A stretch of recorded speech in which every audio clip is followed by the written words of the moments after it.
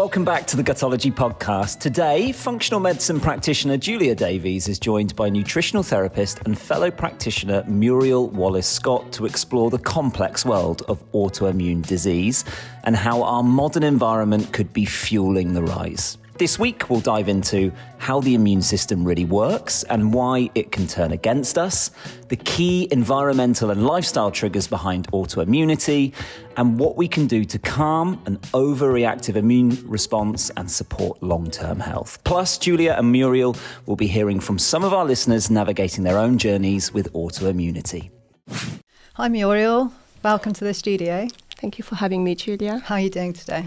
I'm good. How are you? Good. Yeah, really good, thanks. So we're here to talk about your speciality, which is autoimmune disease. Yeah. How did you get into that in the first place? As cliche as it sounds, my own experience, my own complex journey of looking for answers, not making sense, not getting anywhere with conventional medicine. And so I felt that there was more to this in terms of understanding the body and symptoms. And as I started to train as a nutritional therapist and in functional medicine, and then I really took a love for the immune system. And I just find it fascinating. The immune system, the microbiome, those are the areas I just really just was appealed to learn more about, and naturally working with really complex cases, you know, a lot of those conditions out there, unexplained symptoms are very much inflammatory driven, so you can't not deal with the immune system and autoimmune disease if you're seeing those people. Great.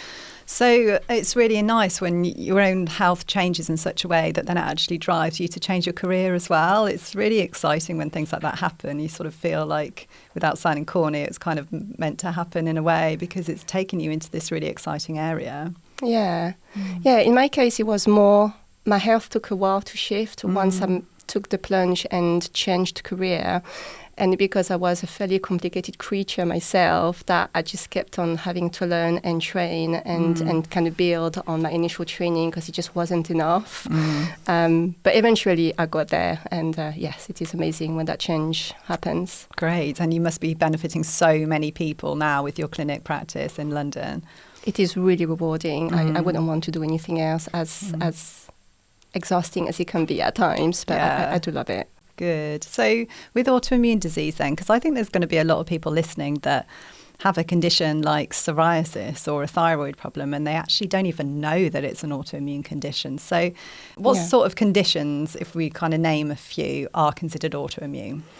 So yes, thyroid issues, hypothyroidism and underactive thyroid. A lot of people will be on thyroid replacement therapy medication without knowing that they have an autoimmune disease, very common.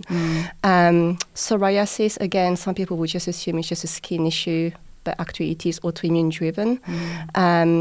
Inflammatory bowel disease, Crohn's, ulcerative colitis, celiac disease, anything arthritic like rheumatoid arthritis, lupus, which is more systemic, multiple sclerosis, so skin vitiligo as well, alopecia, hair loss. There's many now, isn't there? There's many, yeah. So I think with thyroid, Hashimoto's is very common, isn't it? And that's the autoimmune form of thyroid disease. And Graves also is overactive.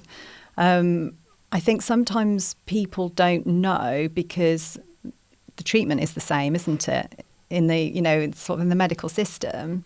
So they don't really need to know if you've got antibodies to your thyroid, which would be the test to say if it's autoimmune or not autoimmune. But that information doesn't actually change the treatment outcome. So I think that's why a lot of people are walking around with an autoimmune condition and don't even know that that's what they're trying to heal from. And it doesn't change the treatment step for the doctor or the endocrinologist, but it would open up a world of opportunity for that patient if they realize that actually the issue is the immune system, not just a thyroid, and then for them to maybe go down the route of self-help and then looking into what is Hashimoto's, how can I help myself? But for those people where the test to the antibodies is not done and they are not spoken about Hashimoto's, they don't get the opportunity to actually, help themselves. That's So what's really sad, isn't it? So if anyone listening is interested in pursuing that, it's a really straightforward test. Anti-TPO and anti-TG will give you a lot of information there. And if those levels are elevated, then that is likely to be autoimmune disease. And that's a really good place to at least start identifying what then you're trying to work with, because the thyroid is just more the target, not the disease itself. It's the end result. And you certainly want to make sure that you're not in a state of hypothyroidism, underactive thyroid. So it's not necessarily one or the other. Do I go on a medication or do I help myself? But certainly if you get the immune system in a more balanced, regulated place, you're going to be doing a lot of good for yourself and in the long term as well. Good. So how would you say autoimmune disease as a process is defined? Like, what's a really easy way to explain exactly what autoimmune diseases are? Because these conditions, MS, RA, thyroid, they all present really differently. There's some similarities with fatigue sometimes and things like that, but they are all distinct conditions. So what is the autoimmune process? Yeah, so the immune system, before things get a little bit confused with the immune system primarily role is to be our security system. So it's keeping us safe from danger, from a virus, from a bacteria, from a pathogen that may be harmful to the body. It's also our sort of housekeeper. It's tidying up damaged cells, injuries, cells that are going cancerous. And so, and that's when the immune system is behaving well. But for some, the immune system can get used if it's doing something, if it's doing some housework or reacting to a harmful pathogen. In the process, it can end up attacking healthy tissues. And obviously, we don't want that, because when we start losing healthy tissues, we start losing function, we start developing symptoms. So this is really the immune system trying to do something, but getting confused to keep things quite simple in the process and ending up targeting X tissues. And this is where we have so many different diagnoses and labels for autoimmune disease, but the underlying issue is the immune system, whether it's going after the joint or skin or thyroid it's still an issue with the immune system. Yeah, that's really well explained. Thank you. So I think, autoimmune diseases are certainly on the rise with modern living, aren't they? And there's a number of reasons why I suspect that is, from things in clinical practice that we've both discovered. However, the hygiene hypothesis is something that's really crucial to understanding, because it puts the microbiome at the absolute centre of the immune system and the dysregulation that occurs. So would you like to give that some consideration with thinking how we've got to this position with our lives, that we're sort of working against our immune systems rather than supporting it and developing it? How has it changed? We live really sterile, clean lives. We use antibacterial soaps for everything. Even children at school don't get the chance to play in the playground and then go and have lunch. There is this very strict sort of hygiene rule, not the way that we are living our lives. And so our immune systems are no longer coming into contact with various parasites and bacteria and fungus and things that in the past we would have got, muddy and dirty and live more sort of simple lives without necessarily going and cleaning off, afterwards. And so there will be more for the immune system to be challenged by. And that would keep the immune system quite busy and active. And it would also help training the immune system to learn what is us, what is, self, and what isn't, and what is harmful. And some thinking is that when that's not happening and the exposure to a range of different organisms is not happening, then the immune system can get a little bit bored, and it doesn't get that education about learning what is self, what is us and our DNA, and what isn't, and learn about that degree of tolerance and when it should be reacting or not to something. I often think if you could see all the microbes that live around us on our surfaces in the air, you wouldn't even attempt to eradicate them, would you? Because they are just everywhere. I think, we really need people to understand that, we are more microbes than human, aren't we? Even in our own bodies. Together. We have evolved together, and also we rely on them. They are ruling our immune system, aren't they? And they are a huge, significant part of whether our body has tolerance for itself or whether it starts to go against itself and cause inflammation against the body tissues in autoimmune disease. So I think, as well as living kind of a very indoor life and less connection with nature, that has a big impact, but also in our food supply as well. A lot of processed foods are irradiated, they are sterilised, they are pasteurised, all of these processes that make sure that there's just absolutely no bugs. There's no bugs, no nutrition. Yeah. And so, our incoming food in our diet, and I'm really referring to westernised culture, it's like devoid of bugs, sort of everything that would be there to tell our immune system. And ultimately, as a kid, our immune system is just learning what is the environment like. So if they're very shielded, living an indoor life, sanitized all of the time and living behind a screen, that's what the immune system learns the environment is, because it has nothing else to go by.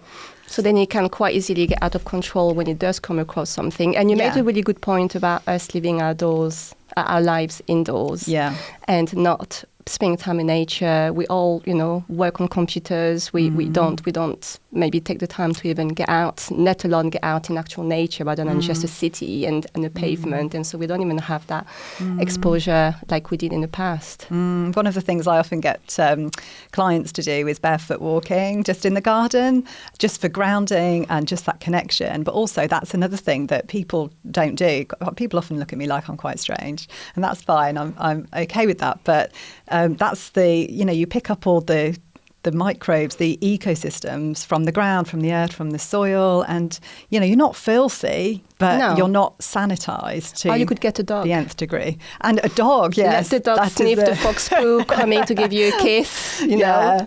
A pet is one of the best ways to help your microbiome, isn't it? Yeah. That's why I have a dog. Yeah. But I think we need a real shift in our understanding of how to clean and how to strike the balance between, we're not telling everyone to just be filthy and never wash. It's the balance between actually knowing how to kind of keep clean and tidy, but also knowing that, if your kids have got mud on their face, this is actually really helpful for them right now, not just immediately freak out and clean them up and think. And don't instill this thinking, this mindset that a child always having to clean hands with everything that they do, not sort of passing on that, because then you're not helping the next generations either. I mean, our microbiome is really shrinking, isn't it? We're losing diversity with each decade of life that goes forward. And I think there's still a huge amount that we don't know about the microbiome, but we do know it is an absolute central pillar to the immune system and to development of autoimmune disease.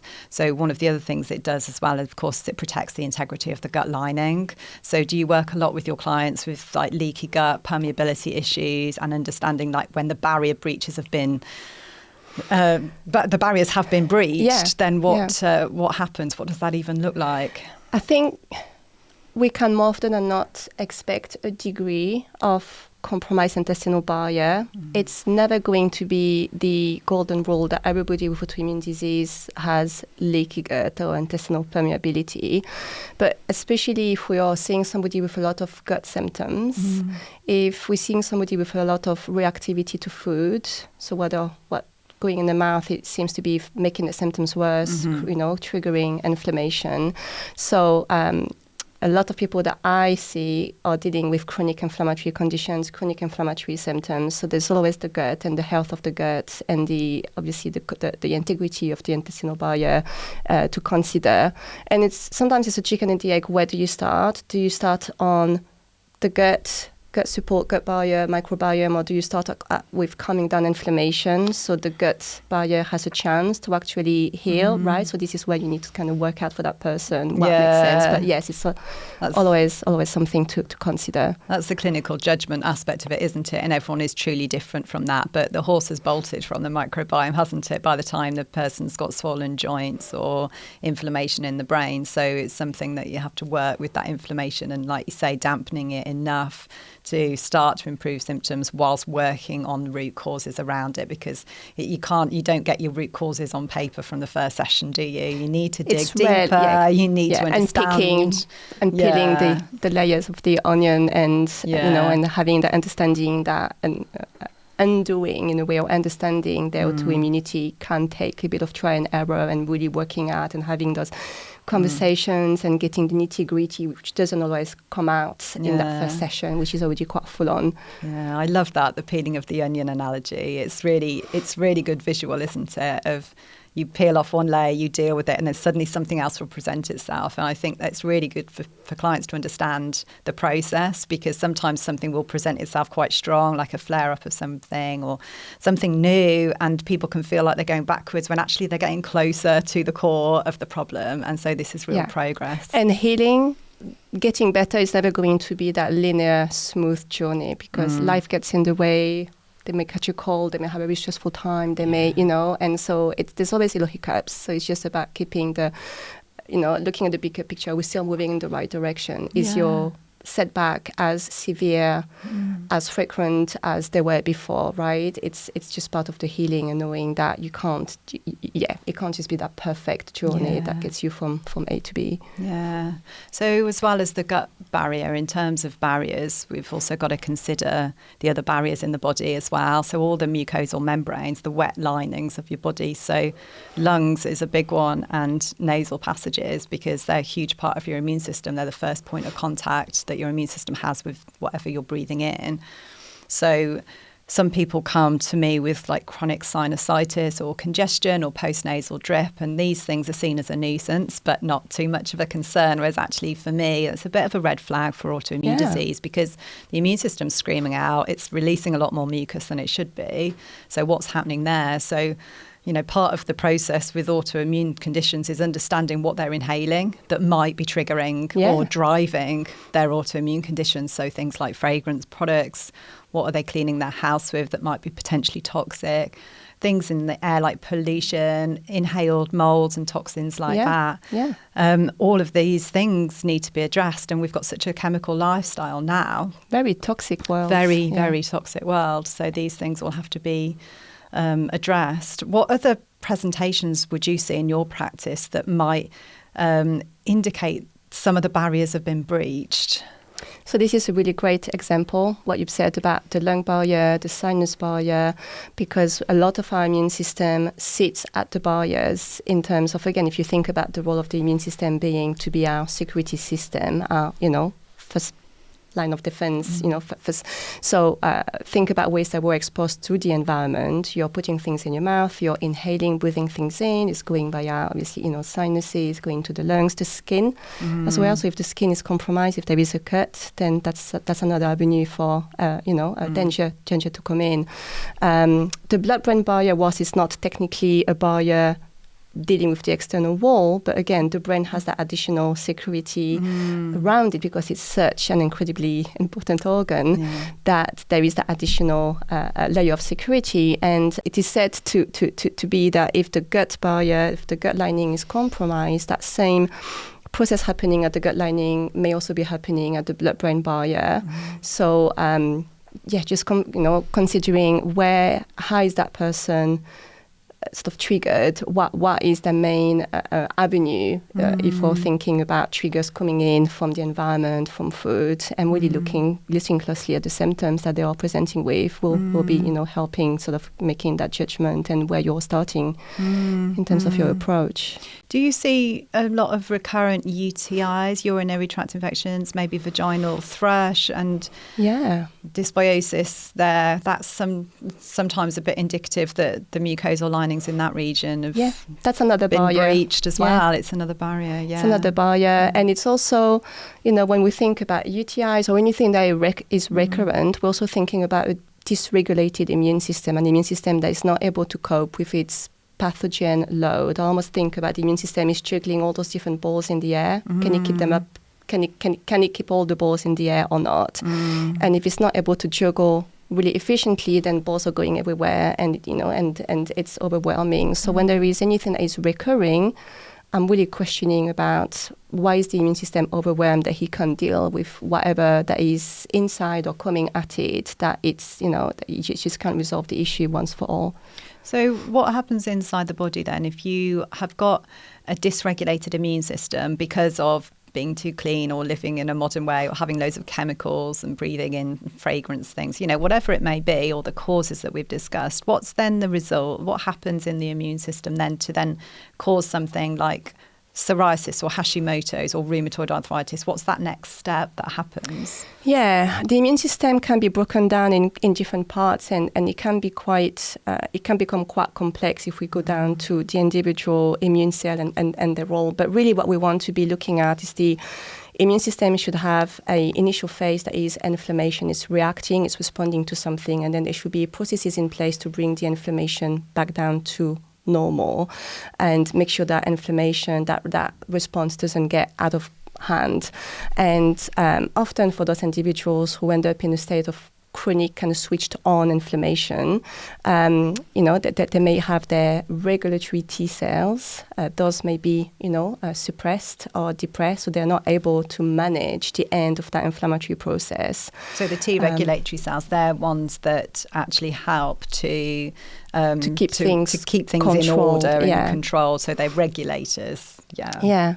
And then, again, if we're talking about different T cells and what they do, it should be a nice sort of balance and kind of seesaw. And some people can just tip too much one way or another because of their genetic makeup and then all those different things in their life with their lifestyle, exposures, foods. That means that it's just kind of tip the balance too much down one way. And so then you can see different presentations, kind of pattern that may tell you what may be going on in that particular individual where that balance is not off and the immune system is just not really working as a whole, really healthily.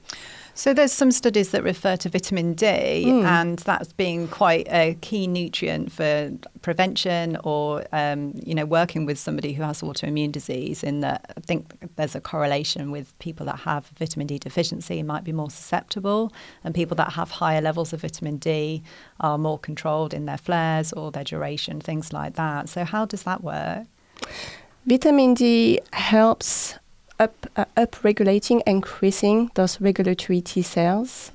So vitamin D is one of my easiest win with clients. I always want to see a vitamin D, whether they ask their GP, whether they do it privately. We want optimal vitamin D levels. We don't want them to just be acceptable or within the low end of the range. We really want to support that vitamin D alongside other key compounds that can, again, help supporting, increasing Tregs. And that's often where I start if I see somebody with that presentation of just immune dysregulation before I go and kind of try to chase, a particular sort of, look at that balance and what's what and herbs to kind of influence the immune system. But I will start with Tregs, T regulatory cell support.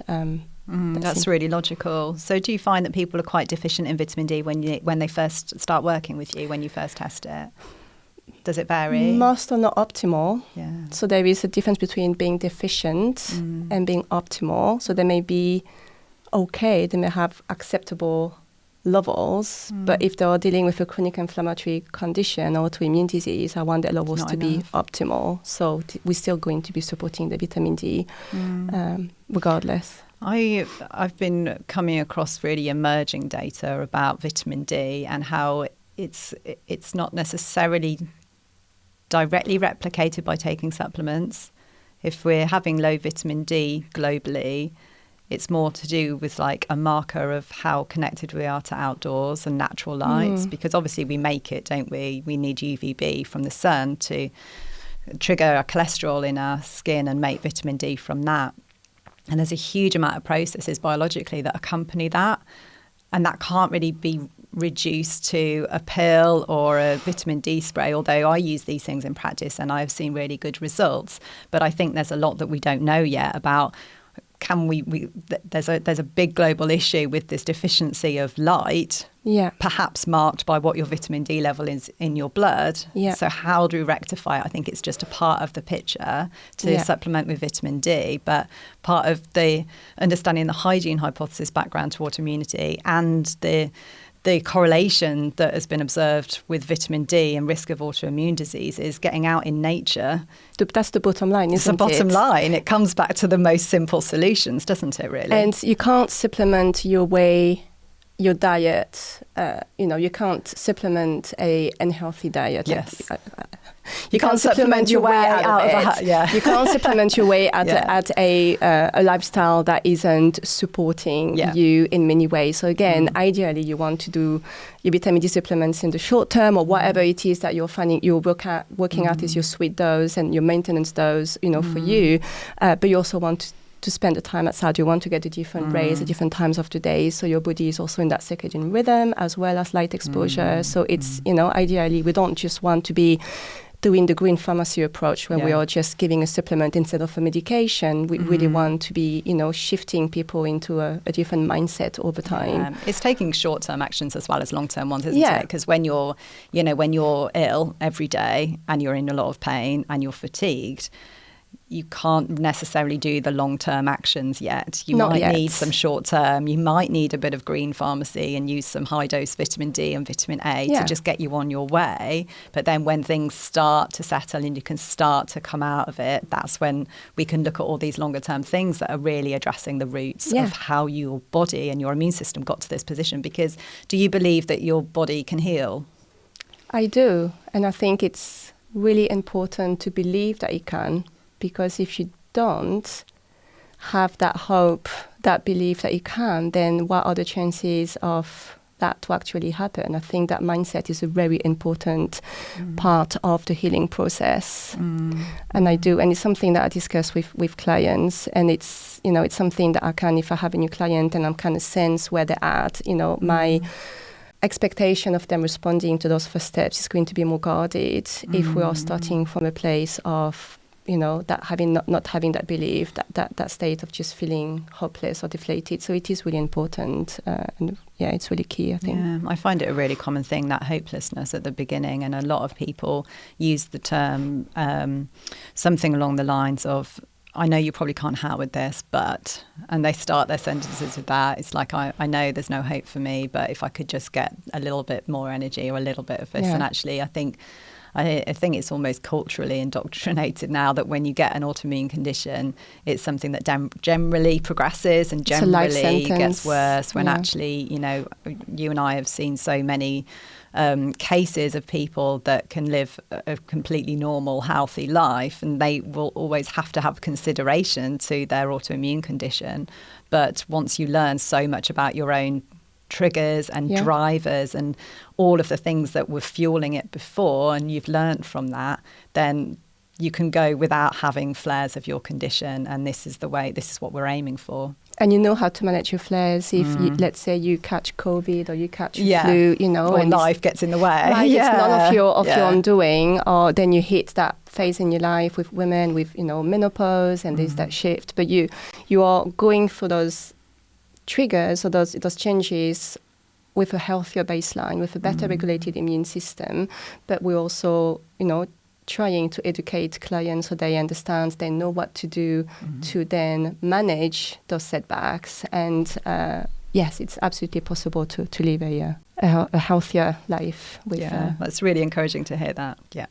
If you'd like to share your health story with us, head over to gutology.co.uk, join our mailing list, and stay connected for future podcast opportunities and updates. My partner's had various tests and has suspected Crohn's. So I think they've recommended immunosuppressants and steroids. He did try the steroids for a little bit, and I suggested him going to a nutritionist, which he's done, and he's probably nearly a year now been on an anti-inflammatory diet, which has helped a lot. But he's just been for some more tests because they like to test, it seems, and his calprotein was actually higher, even though he's on this diet. Do you mean calprotectin?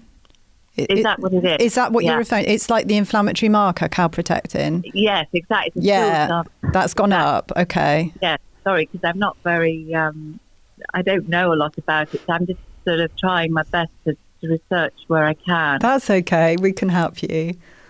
Okay, that's great. Thanks. And so and I really, the immunosuppressant thing, I read all about that, and it just filled me with horror. The actual side effects are more horrific than the actual Crohn. So, or the potential side effects, should I say? So I thought, well, I mean, I'm all for naturopathy and nature, but my partner, sadly, is he's in the sort of realm of the white coat doctor equals, God. I understand. So, yeah. So he's not, but he's getting there. But it's a slow process to try and explain to him that there are other ways of approaching this, which are more gentle to his body. I think it's a position that a lot of people share, is not quite having the confidence to take matters into their own hands as such, and sort of feel that they just have to follow the treatment advised, and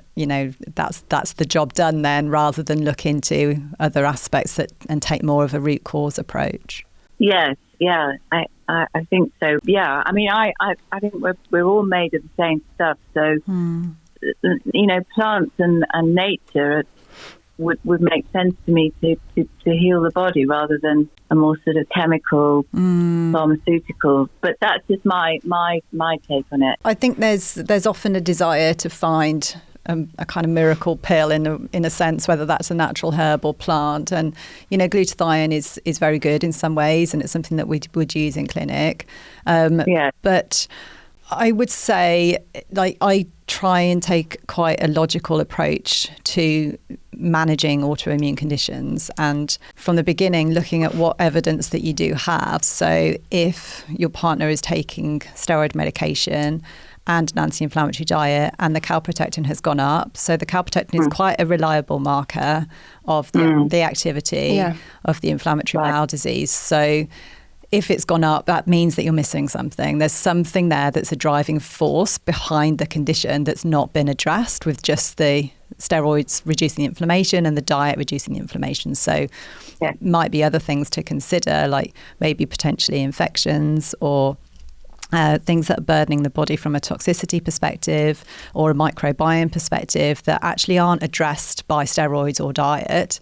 And then that can give you a clue where to put your energy and focus. And did you also say that he's seeing a nutritional therapist? Yes, he has seen a nutritional therapist and on this anti-inflammatory diet, which he is better, no question. I mean, he's done all the sort of probiotics, that sort of thing, and he has a varied diet and various supplements now. I think what Julia said about digging deeper about what is being missed in his case, because diet is one potential part of the picture, and he's seen some improvement with the diet, and I don't know what version of the anti-inflammatory approach he's doing, but sometimes even a healthy food can still be problematic for an individual. So just considering within his diet what he may potentially still be consuming, that could be, so there are various layers to an elimination diet. But yes, the bigger picture, when hopefully your nutritional therapist is looking at the, when did he develop symptoms? What seems to be triggering a flare? What else on his timeline seems to be standing out as this initial trigger? Is that trigger still present? And looking at the bigger picture, stepping away from the diet for a moment, but looking at the lifestyle, the stress, the environment, all those factors that are also really relevant for autoimmune disease. And glutathione can be really helpful at modulating and regulating the immune system.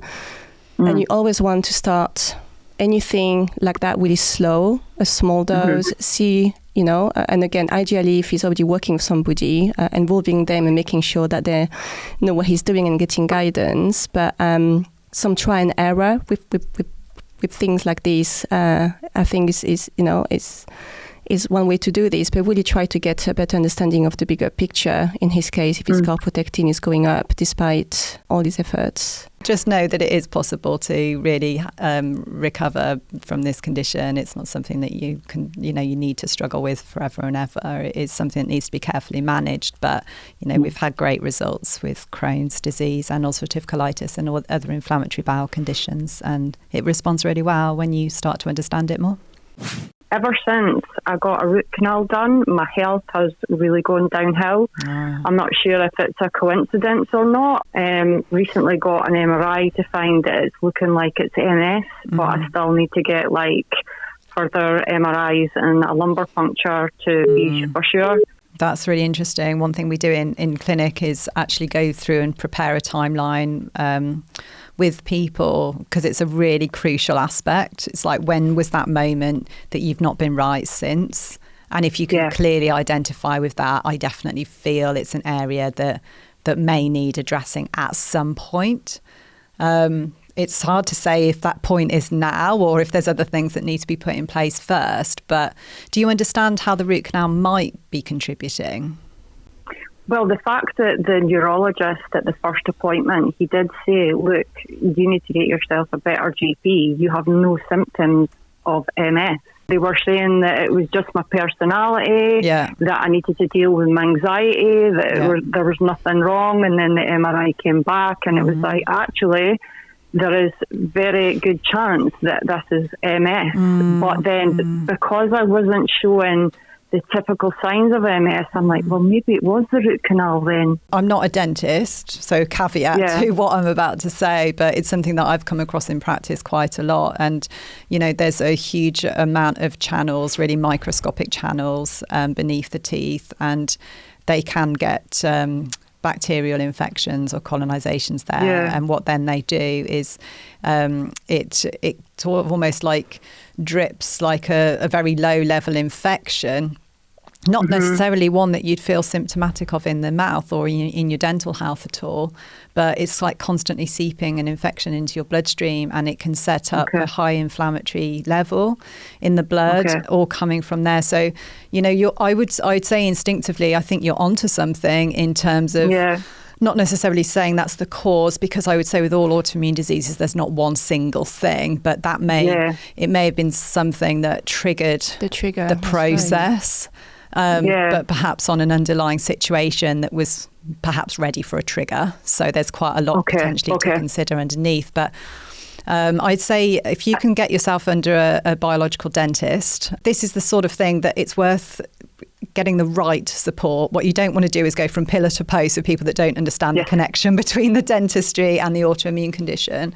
And, get some proper detailed scans done and investigations to see, was it done properly? Because a lot of the times I believe they're not done properly and they may have to be repeated and things. There are problems. So somebody that can really understand that for you will offer you, I think, a great amount of clarity, because aside of that, then it's just looking at, if it does turn out to be an MS diagnosis, that is an autoimmune condition. And myself and Muriel have just been discussing the fact it's the immune dysregulation that we need to deal with, and in MS it's the brain and the nervous system that's the target, but it's the immune dysregulation that we need to understand. So was it this low-level infection potentially from a poor root canal that set up a very inflammatory situation that's then started to dysregulate the immune system? So then you've got brain inflammation. Or was it that initial infection, like we would get a cold, a virus that sets off the inflammatory response. And then in your case, because of this underlying the terrain was sort of prepped and primed, and that was your trigger. And so the root canal may not be the issue today, but as you well said and potentially connected, that it could have been that trigger for the onset of symptoms, but it could have been that if it wasn't the root canal, it could have been a cold that you would have caught 2 months later, but it's not I've constantly got sinus headaches. I've got a ticking in the left ear where I got the root canal. I constantly smell things that aren't there. Sometimes it's bad, sometimes it's a good smell. I feel like I need to go to ear, nose and throat as well, because I'm sure there's something going on with my sinuses as well, which is probably related to my teeth. And that wasn't present before the root canal? I seem to have the issues more now since the root canal, where before it was just now and then. I got sinus infections. The sinus infections, even if they were less, that's a potential clue as well, because you know, it's called mucous membrane, the wet lining there, and it's like a barrier for your body, and it's where a lot of your immune system resides. So if you are getting inflammation or infection in your sinuses, that's actually a sign that your immune system is highly active in that area. And that can sometimes indicate then a potential immune dysregulation that becomes an autoimmune disease later. So it might be something that has been brewing on some level for many, many years. And we often do find that sometimes decades before you actually become symptomatic. So there may be something to consider there as well, in like the underlying microbiome within your gut and within your lungs and your nasal passages as well, because that's all got this microbial habitation too. So that microbiome really needs to have probably a great investigation to understand it a bit more, I would say. Okay. I've also had my tonsils removed as well. I don't know if all of that's related. It seems to have, the issue seems to be in my head and my mouth. So it has migrated to the sinuses after the tonsils were taken out. The tonsils obviously were trained to do something. The immune system was trained to do something causing the tonsillitis. So that didn't take away the underlying issue. And now it sounds like your weakness is more the sinusitis instead of tonsillitis. The tonsils are full of lymphatic tissue, which is a part of your immune system that is there to really defend, like, you know, on a superpower level. So, you know, as Muriel said, if they were clearly working at trying to do that for you, but then now they're absent, it's taken away a big chunk of lymphatic tissue there that leaves everything else just has to work that little bit harder. Do you have for your appendix? I do, yes. Okay, so that's really good because that's also a proportion of this lymphatic tissue too, and that will help, you know, protect you further down in the gut.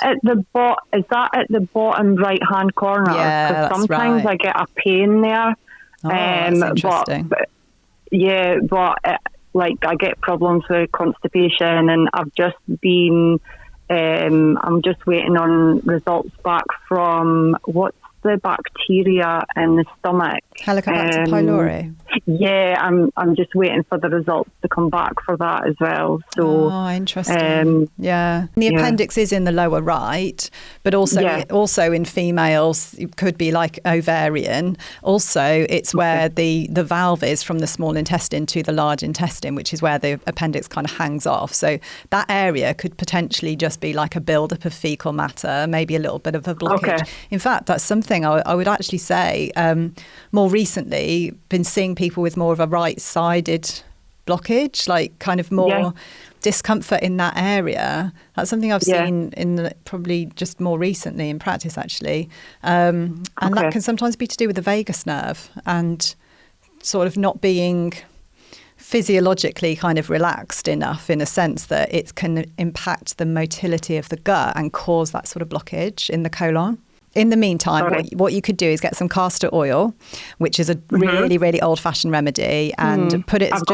Great. Put some on your hands and just do a massage in a circular fashion from your right side up across your belly button and then down your left side, and just massage in that rotation. And if there is a blockage there, then that might help to clear it. Yeah, that was quite interesting callers today, and I think one thing for me that I really noticed is actually how potentially overwhelming it is if you do get a diagnosis, because the way we work and the way that we are trained to work with these conditions is quite comprehensive. It's that holistic view, isn't it? It is, and it is genuinely different for every single individual that we see. So how can we kind of break it down in a way that makes it easier for people to know to access it? In terms of, you get a diagnosis, where do you go, where do you start? I think more like what's a typical, I mean, it's hard to say typical because our cases are all so unique, aren't they? But, if someone contacts you, like one of these callers, and say, I've just had a diagnosis of MS, what's your process? Not necessarily what the strategies are, because they're going to be different, but what's the typical process of people that can expect? So the process is gathering information. So I have them fill in a comprehensive nuclear questionnaire. I have them fill a food and symptom diary over 5 days. I have them do a symptom questionnaire separate to that to really get a really good sense of the bigger picture besides just the diagnosis and symptoms related to that diagnosis. I want to see the medical history. I want to see test results.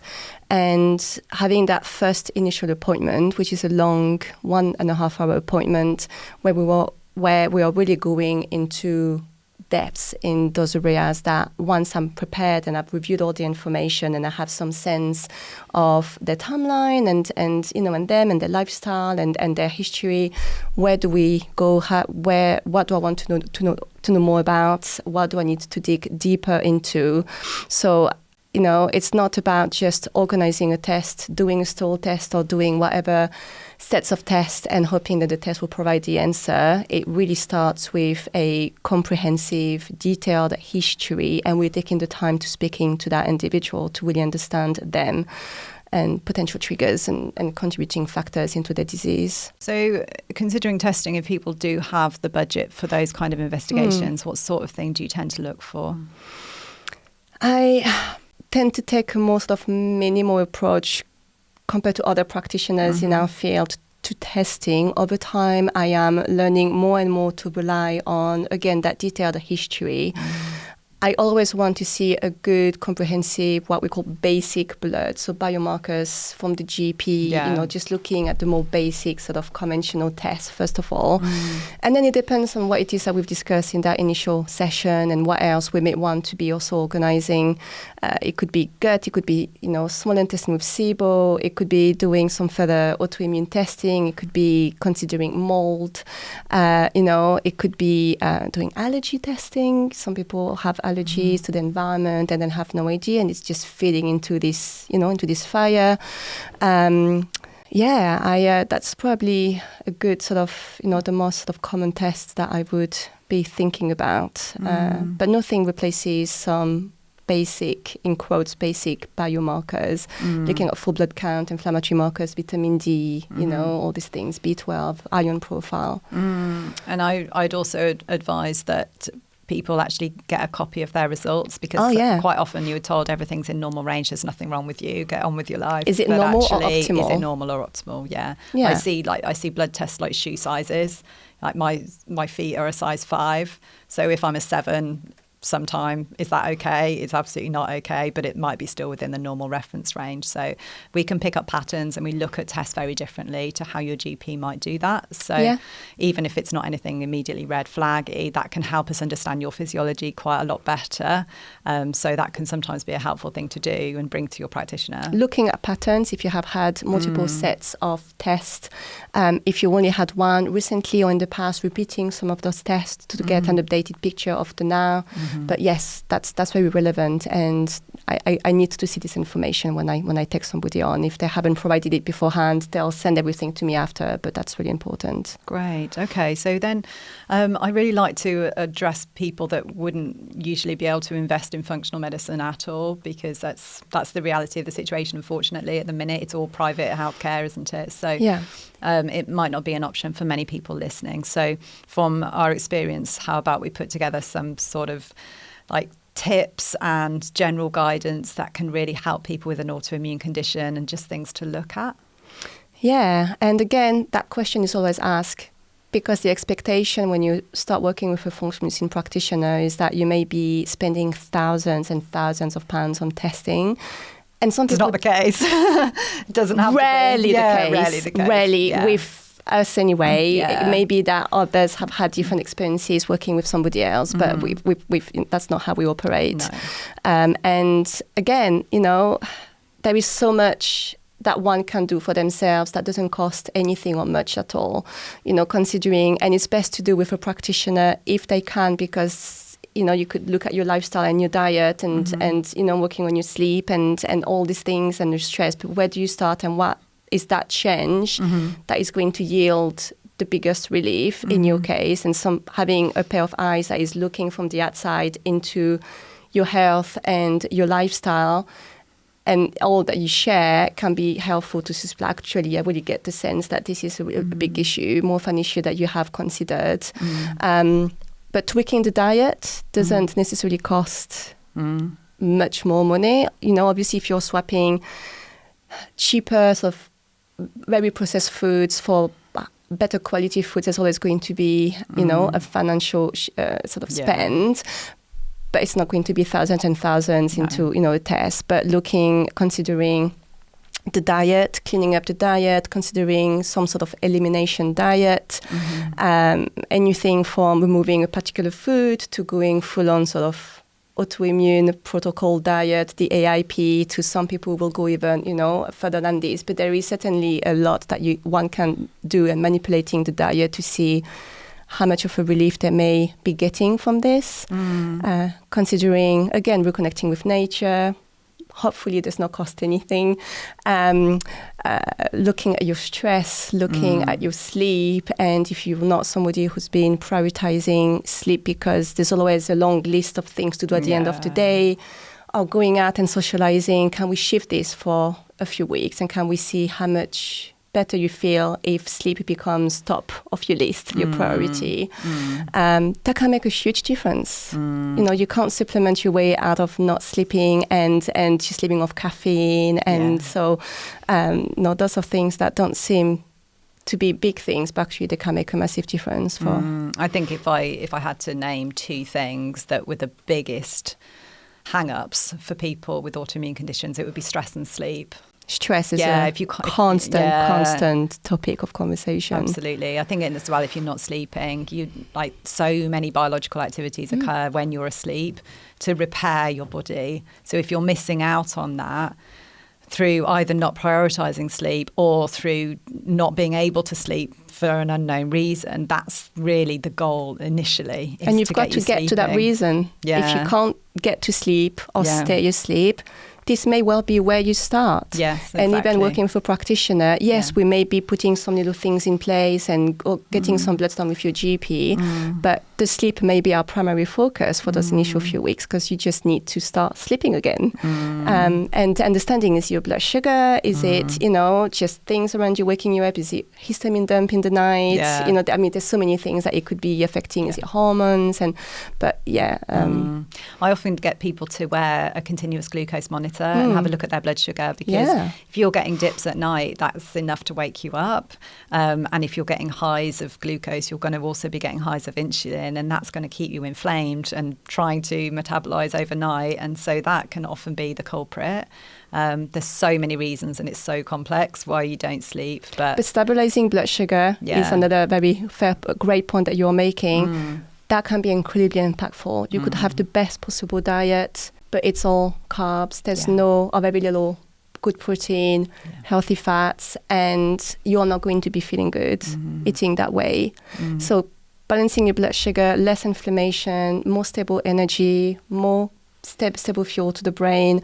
So cognition's better, mood is better. You're not constantly riding the roller coaster of the highs and the lows and the cortisol surge, affecting your mood and creating anxiety. So blood sugar balance is really powerful. Those insulin surges and the cortisol surges actually drive autoimmune conditions, don't they? So, you are you're transiently actually dealing with something that's going to take the fuel away from the fire, and that can be so helpful to do as a modification to your diet. Without necessarily taking anything strictly out, right? Yeah. So it's just about tweaking what you put on your plate. Yeah, a bit more protein, a bit more fats. Not too much protein, though. I think that's something that I feel people often think more protein is better, but I think it's like anything. Not enough is a problem, but too much is also a problem and can still stimulate your insulin release. So that's something to be careful of. And working that out for that person, depending on their age, their physical activity, their everything is, again, it's going to vary from one person to the next. A lot of people ask about supplements for autoimmune disease. What's your view? I, more often than not, will use supplements in the early days with the view to just, is that helping hand when we are, again, undoing, sort of calming the autoimmune process can take some time for many. It doesn't happen overnight. And when somebody makes the decision to start with a practitioner and to start the journey, they are hopefully wanting to see some relief, some reduction in symptoms in those early days. If somebody starts and they may not feel anything for 6 months or plus, we want to keep the person motivated and starting to feel well again.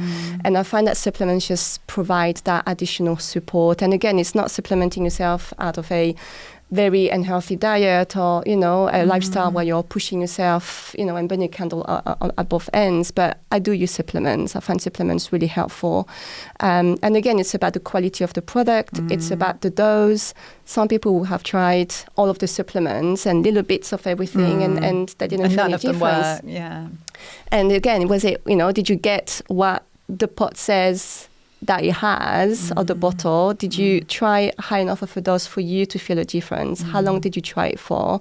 So supplements are not well regulated, and one can just pick up whatever from a high street shop, and how much is this going to help? I'm not sure. You got any key nutrients that you feel are just really helpful across the board? Things that you can almost trust will do a certain job in somebody with autoimmune disease? Vitamin D, omega-3s. Yeah. Most people don't have that ratio right, omega-3 to 6. Glutathione, I really love. Yeah. Quercetin. Yeah. Perilla, luteolin, I often use a formula that contains different compounds that are really helpful for, again, the immune system, inflammation, mast cells, part of the immune system can matter worse. And then again, looking at gut support, short-chain fatty acids can be really helpful. They are compounds produced by our beneficial bacteria, and they communicate with our immune system, and especially with those regulatory T cells. Yeah. So butyrate, that's a supplement butyrate that you can is the main buy one. your short-chain fatty acids off the shelf if you're in dire straits. Which smells terrible. Smells terrible, but I would say that I have incredible results with butyrate in the right case. And I've seen incredible shift with people with MS and butyrate, where they could really tell when they stop the supplement, they are noticing a shift in their symptoms when I was taking, I've had that repeatedly. Again, do I start with butyrate or do I start with vitamin D and omega-3s, right? It's about figuring out that most cost-effective plan for that person based on what I've learned about them to make those initial few weeks manageable financially, X amount of pills, capsules that one may want to be taking a day. But yes, those would be top of my list. And ultimately, I think then if your MS clients are doing really well on butyrate, but then when they stop it, they then go backwards again, that begs the question of what is going on with their microbiome, that they're still unable to produce the short-chain fatty acids themselves, so they're still reliant on the supplement. So that gives us a big clue, doesn't it? There's something in the gut microbiome there that is just not doing the job that we're expecting. Yeah. So the Treg cells are immediately responsive to butyrate. Yeah. If something is helping you or causing you more symptoms, it's clues for your practitioner as to what may be going on. What is that supplement having an impact on? And it's just further understanding of those mechanisms at play causing, involved in the disease. Yeah, so I think the two things that I would really advise people to do if they're not able to work with a practitioner would be making your own timeline so that you can plot out your own life events. Did you move house? Did you have a stressful time? When was the job with that boss that was, bullying you? All that kind of stuff. Track it out. Track your health status. Track when did you get the first symptom of something, whether it was those recurring ear infections or something that you might not feel is significant. Write it all down and map it out. Change in energy. That's a really good one. So that can be really helpful because then you can get those light bulb moments. And if you do it with a partner, they can see things that you're unable to see. And that is probably the most powerful thing you can do, is have somebody look at your timeline and go through it with you and see things that you're just unable to see. I always do this. I'm speaking to somebody, I have my written, and I always let them know, I've got my pen and paper, I'm just populating. If you see me writing things down, this is what I'm doing, and we get this visual. Sometimes it's not so clear for them, as you said, and sometimes, we see a lot of cases where mold, exposure to mold in the environment, at home, at work, is has had a significant impact on health. And looking, you moved to this new home on that year, and then that's months later. This is where. So sometimes we can connect the dots that the client didn't connect on their own. Definitely. And then the second thing is tracking your symptoms, tracking your supplements, what dose, how long, how did you do it? Because you might later find out from doing a bit of research that was not long enough. So you don't necessarily not need high to. enough. You weren't on the wrong track. You were on the right track. You just didn't do it enough to make the beneficial effect you were hoping for. But tracking everything you're doing is also really, really powerful to just see. And also, if you track your symptoms and write down every little thing that is going on for you and just do that once a month, you can actually see improvements that you may not think you've got, because sometimes if it happens slowly and you're on your own and you don't have a lot of support, it's really hard to see when you're getting better. But if you're tracking your symptoms, and even you can rate them in whatever way you want to rate them, however resonates with you, but then you can actually say, actually, there's a couple of things here that have changed. I'm getting better, and it just helps your motivation. You see that you're moving in the right direction. Yeah. So again, always having a check-in. It could be on your own, it could be with a friend, with a practitioner, but really kind of, another pair of eyes. Yeah, go into details about what was what 4 weeks ago, where are you at today, how many flares have you had, how intense were they, and it's to keep perspective. So before we wrap up, is there anything else that you feel would be useful for any listeners to hear from, or anything else that's left? We've talked about loads today. Maybe just one more emphasis on the nervous system. Yes. The nervous system is just so incredibly powerful.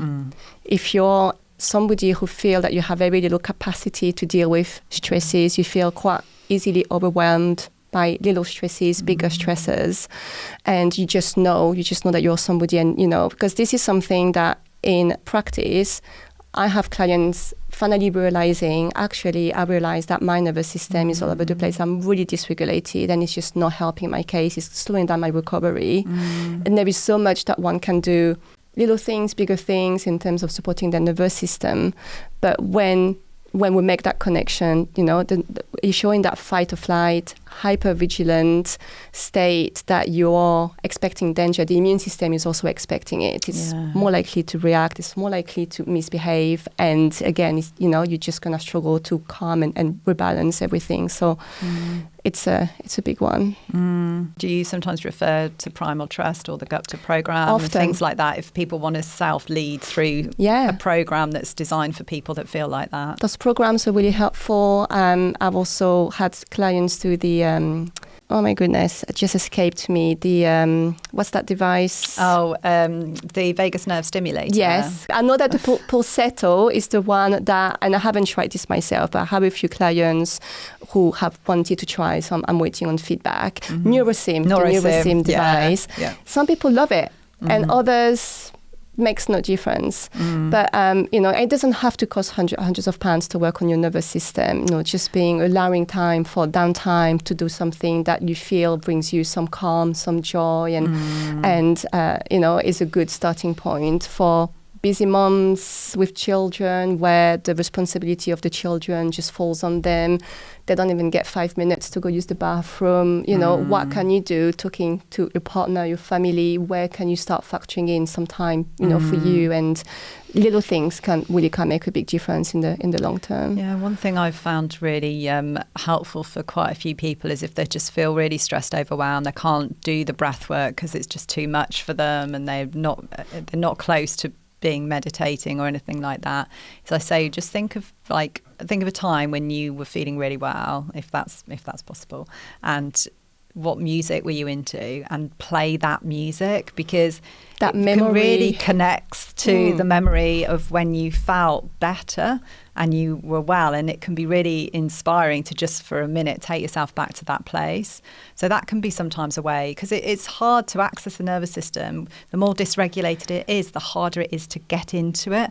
So when everyone says meditate or do your breath work, and actually people get really afraid of doing those things. So sometimes, just stick some music on. Most people can do that, but some something you like. It might be heavy metal, or it might be your romantic slow songs or whatever. your but it's for comfort, you. yeah. It's your own personal comfort.